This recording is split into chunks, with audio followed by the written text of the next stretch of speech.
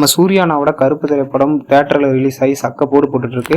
இந்த படத்தோட கலெக்ஷன் பற்றின டீட்டெயில்ஸ் தான் இந்த வீடியோவில் பார்க்க போகிறோம். ஸோ வீடியோ ஸ்கிப் பண்ணாமல் பாருங்கள். சேனலுக்கு புதுசாக இருந்தால் சப்ஸ்கிரைப் பண்ணிக்கோங்க.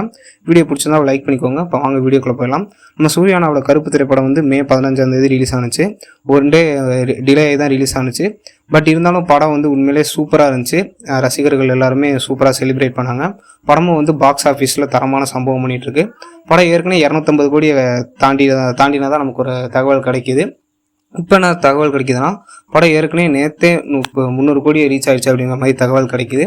படம் வந்து இப்போதைக்கு நமக்கு ட்ரேட் சைட்லேருந்து கிடைக்கிற அப்டேட் படி 260 கோடியிலேருந்து 295 கோடி கலெக்ட் பண்ணியிருக்கு அப்படிங்கிற மாதிரி தகவல் கிடைக்கும். பொறுத்திருந்து பார்ப்போம். இன்னைக்கு நமக்கு அஃபிஷியலான டீட்டெயில் கிடைக்கிறதுக்கான சான்சஸ் நிறையவே இருக்குது. ப்ரொடக்ஷன் சைட்லேருந்தே 300 கோடிக்கான போஸ்டர் விடுறதுக்கான சான்சஸும் நிறையா இருக்குது.